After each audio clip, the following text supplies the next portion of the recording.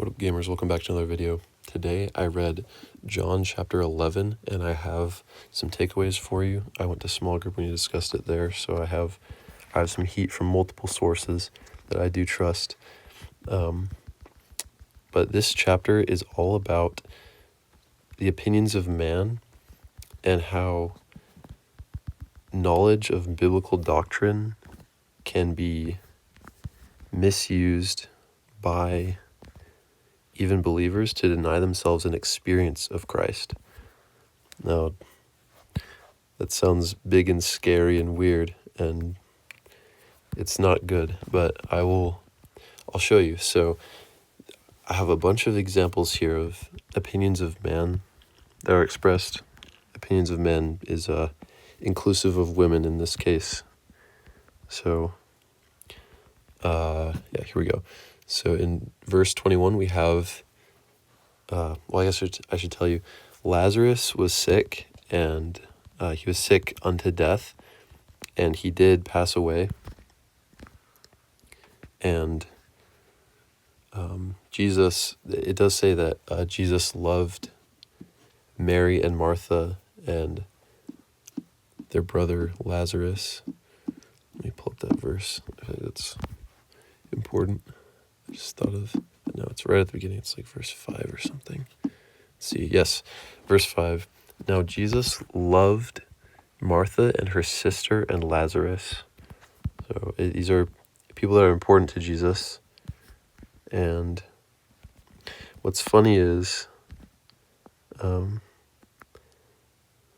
does say that, oh my gosh, Evo Mega Knight, bruh.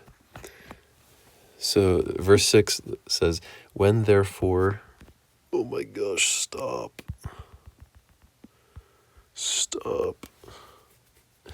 Verse 6 says, when therefore he heard that he was sick, he remained at that time in the place where he was for 2 days, which is crazy, because for me, if I find out that my mom is sick and I am some amount of distance away from her, I'm not going to wait 2 days. I'm up and out of wherever I was. Like, I'm going to be there. But that's not what the Lord did. He didn't go right away. So what I'm kind of thinking here is it's important to realize that sometimes the Lord's purpose, in the process of getting there, it might not make sense to you, but the end goal is always good. It's always according to the Lord's plan. His ending of whatever story is always better. One of my friends at small group said, the journey may be chopped, but the ending is tough. And that is tough, as in Tuff, tough. So that's a nice way to remember that, I suppose. And it will end up tough if I ever get around to talking about this stuff that I want to talk about. How did that splash the tower? Oh my gosh. Get it down. It's insane. I got that cannon down, to be honest. Okay, we're gonna be able to get into the word in a minute here. Saying that feels very strange. I don't wanna delay it for stupid reasons. Okay.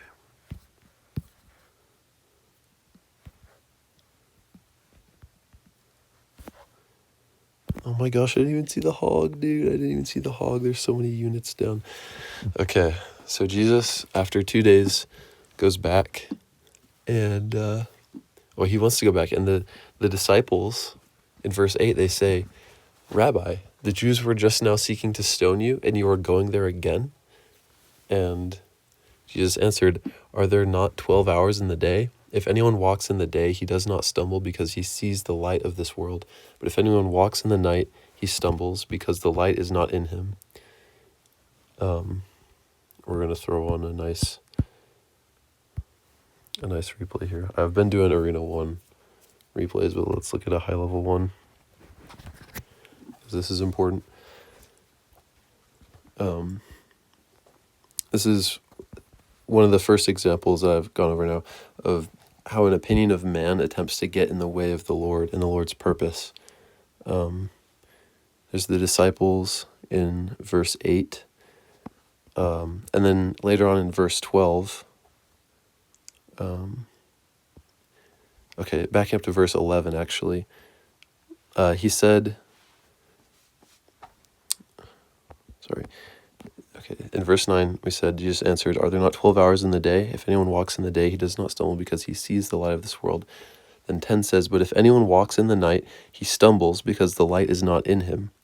Then 11 says, "He said these things, and after this he said to them, 'Our friend Lazarus has fallen asleep, but I am going that I may wake him out of sleep.'" And then verse 12, again, opinion of man. Ding, ding, ding, keep a counter. The disciples then said to him, "Lord, if he has fallen asleep, he will recover." Verse 13, but Jesus had spoken about his death, but they thought that he was speaking about taking rest in sleep. So Jesus told them plainly, "Lazarus has died." And then verse 15 says, "And I rejoice for your sakes that I was not there, so that you may believe, but let us go to him."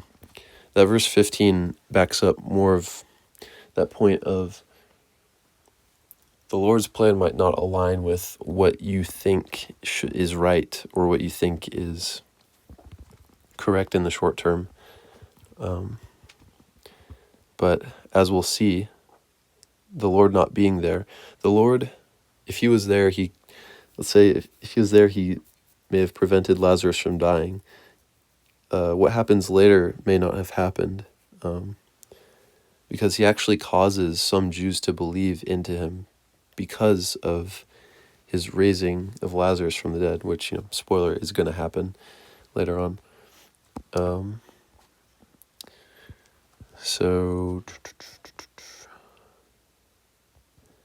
Yes, 17. How did I get down here? Oh, yeah. Verse 15. And then we have another opinion of men immediately after Jesus says that in verse 16. Then Thomas, who is called Didymus, which interesting name now, said to his fellow disciples, "Let us also go that we may die with him." Like, what the heck is he even talking about, bruh? All due respect, what is Didymus on about? I don't know if there's like a response to that at all. That is certainly an opinion of man that has been shared in this chapter. Verse 17, then when Jesus came, he found that he had already been in the tomb 4 days. Verse 18, now Bethany was near Jerusalem, about 15 stadia away. I don't know how long a stadia is, but it's useful to know how long that they would have had to travel. If I was a biblical historian, I could probably tell you how many days travel that is on foot.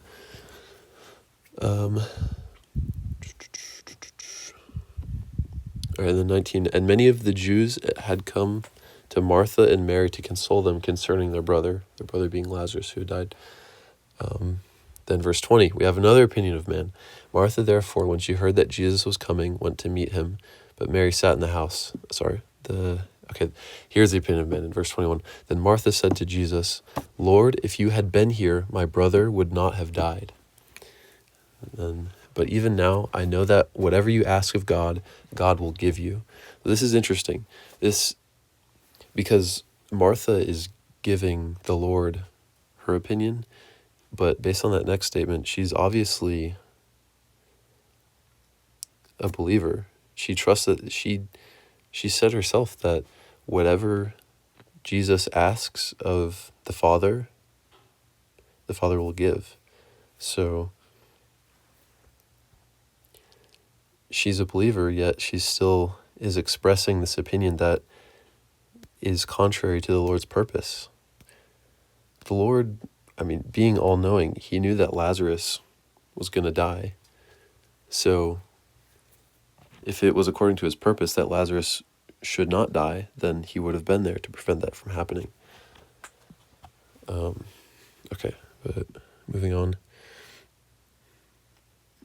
And Jesus said to her, "Your brother will rise again." That's verse 23. And 24, we get another opinion of man.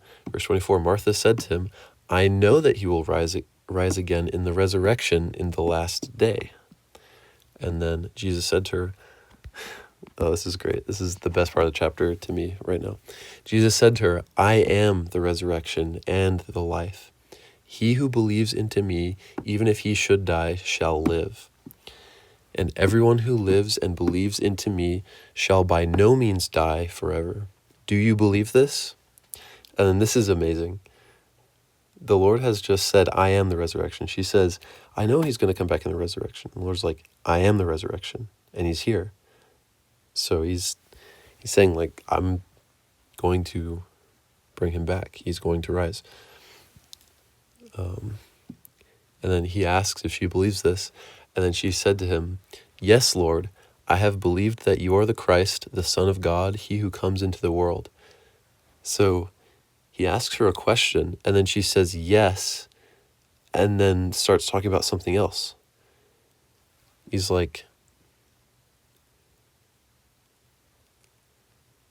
"Everyone who lives and believes into me shall by no means die forever. Do you believe this?" And she says, "Yes, Lord, I believe you are the Christ." So, and then she goes away. She says yes, and then something not completely unrelated, something true but not directly what he was saying. And then she, 28 says, "And when she said this, she went away and called Mary, her sister, secretly, saying, 'The teacher is here and is calling you.'" Remember earlier, Martha went out to him and Mary was not with her at that moment.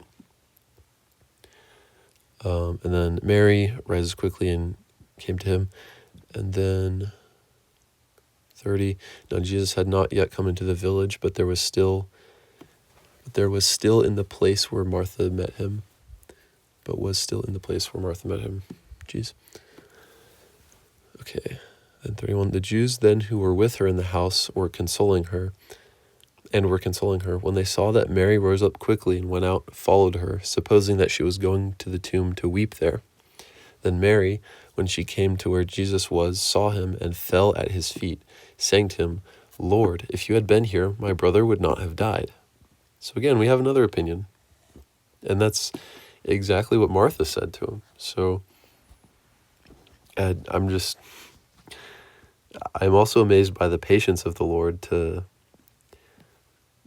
deal with this, like all these opinions of man, all these conversations that he has, all these people not directly trying to resist him, but they're all sharing what they think, and they're not,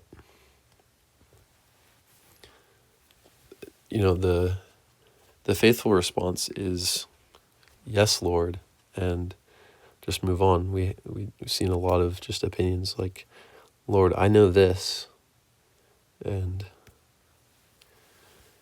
yeah, there's a lot of that.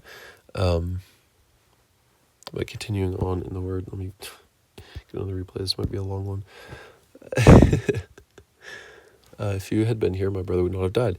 Then Jesus, when he saw her weeping, and the Jews who came with her weeping, was moved with indignation in his spirit and was troubled.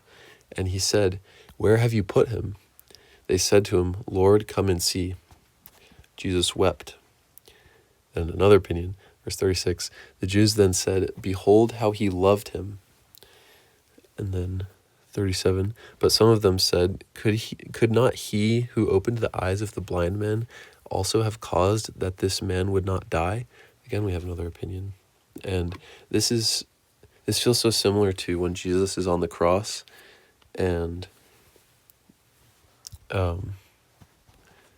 there were people around saying, "If you are the Son of God, if you are the Christ, then bring yourself down from the cross, like call on an angel, like get yourself down from there, stop yourself from dying." And this is just time after time in this chapter, just people not understanding the Lord's purpose. They're getting caught up in their way of thinking. Then 38, Jesus therefore, moved with indignation again in himself, came to the tomb. Now it was a cave, and a stone was lying against it. Jesus said, "Take away the stone, Martha." Take away the stone. Martha, the sister of him who was deceased, said to him, "Lord, by now he smells, for it is the fourth day that he is there." So again, we have another opinion like, Lord, he's going to smell bad. He's been in there 4 days. Like, where's the faith at, bruh? Verse 40, Jesus said to her, "Did I not tell you that if you believe, you will see the glory of God?" Then they took the stone away, and Jesus lifted up his eyes and said, "Father, I thank you that you have heard me. And I knew that you always hear me, but because of the crowd standing around, I said it, that they may believe that you have sent me."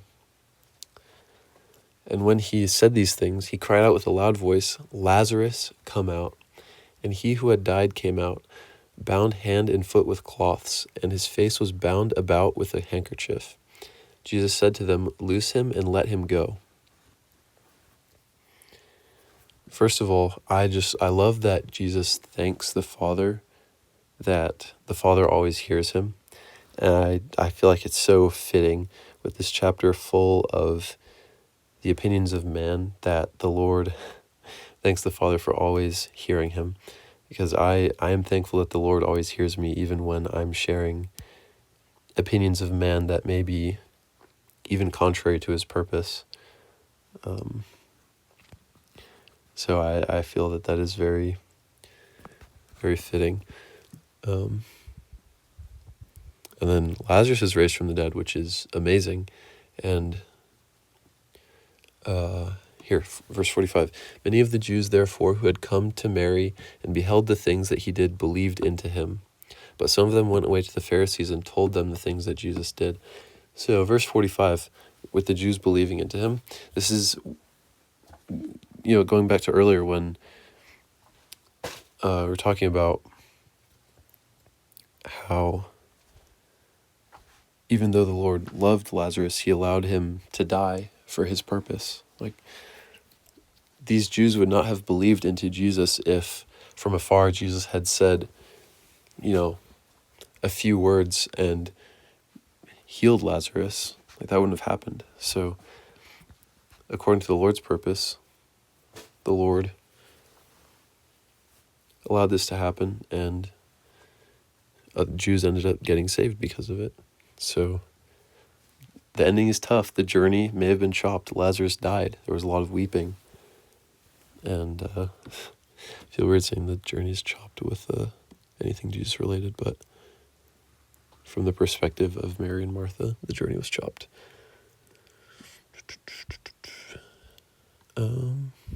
Then some of the Jews went away to the Pharisees and told them the things that Jesus did. Then the chief priests and the Pharisees assembled a council and said, "What do we do? For this man is doing many signs. If we let him do so, all will believe into him, and the Romans will come and take away both our place and our nation." But a certain one of them, Caiaphas, who was high priest that year, said to them, "You know nothing at all, nor do you take account of the fact that it is expedient for you that one man die for the people, and that not the whole nation perish." But this he did not say from himself, but being high priest that year, he prophesied that Jesus was to die for the nation, and not for the nation only, but that he might also gather into one the children of God who are scattered abroad.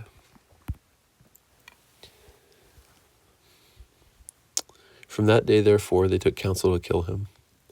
So we have even more opinions of man, infinite opinions of man. Glitch Working 2025 is kind of this chapter. Caiaphas was right that the Lord would be killed for the sake of the nation, but not just the nation. The Lord was killed for all of us. So he was about as right as you can be with his prophesying there. But the Jews, they had the Torah, they had the law, and Jesus was put in front of them. And I mean, he literally raised people from the dead and said, I am the resurrection and the life. Like, the Lord was right there. And instead of, saying yes and amen, they essentially are like, but what about our law? What about us? It really it seems like they liked being important, and they liked what they had. They grasped so hard onto their doctrine that they missed the experience of Christ.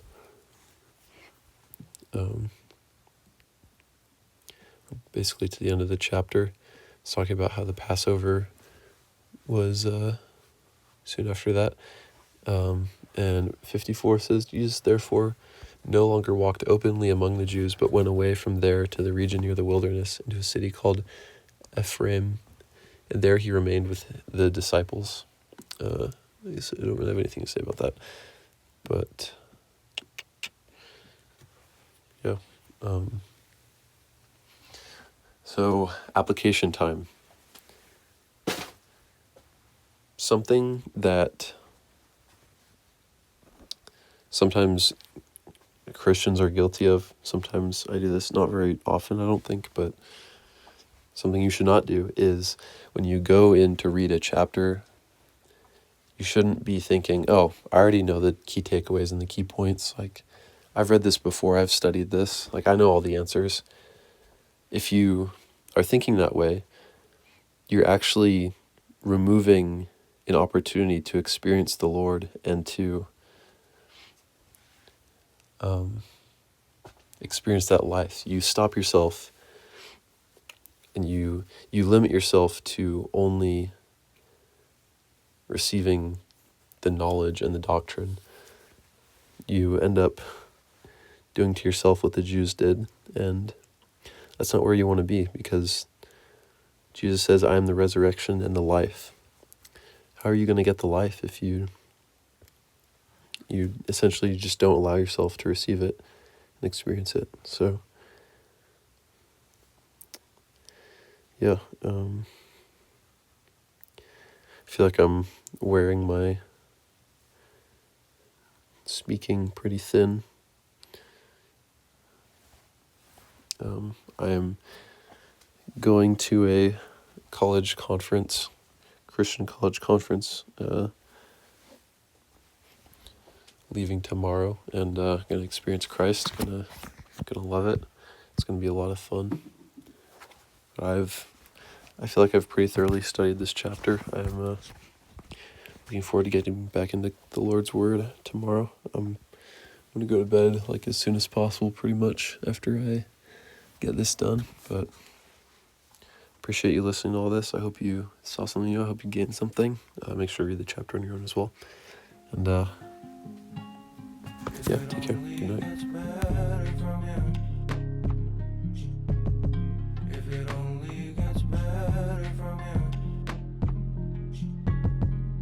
What's there to change about it? I just won't think